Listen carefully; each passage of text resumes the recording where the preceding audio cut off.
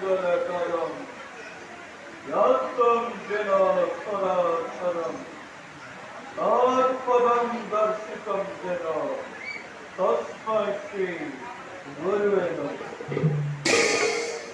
हे परम पिता परमेश्वर, हे शंख चक्र गदा पद्मधारी, এই অসমৰ পুষ্পাঞ্জলি কৰিব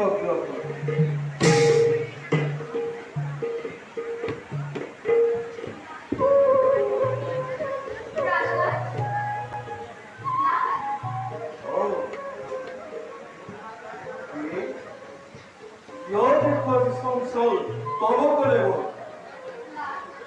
তোমার স্মরণে একটি ভিক্ষা মাগে আসিছিলাম। এনে কি ভিক্ষা মাগিব লগা হল এই কাশ্যপৰ ৰাখো।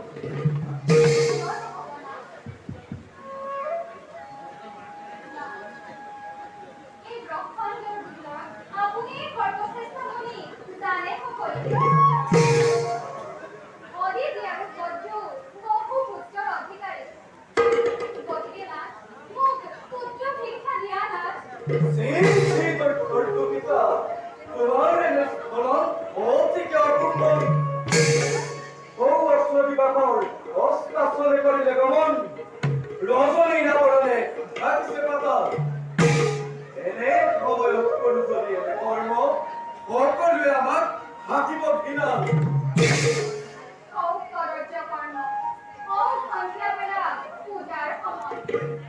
তথাপি মই স্ত্ৰী, মই দিনাত থাকিব নোৱাৰো।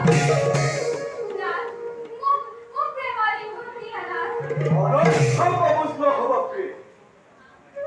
এই সন্ধ্যাবেলা পূজাৰ বাবে কোনো অন্য কোনো কাম কৰা অনুচিত। এই দিবালয়ৰ সংলগ্নৰ ফলত ভূতনাথ শিৱৰ ভূতপেৰাদি অঞ্চল বৰ্গক লৈ ভ্ৰমণ কৰে। কেনেবাকৈ যদি আমাৰ এই কৰ্মৰ কথা গম পায়, তেন্তে আমাৰ পৰিণতি কি হব পাৰে?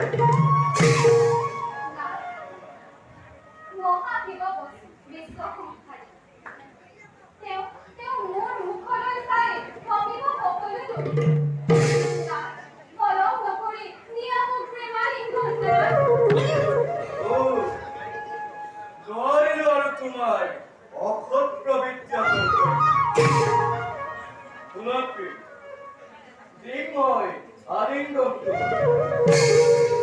এই কাশ্যপৰ বিদ্য নাযায় অথলে।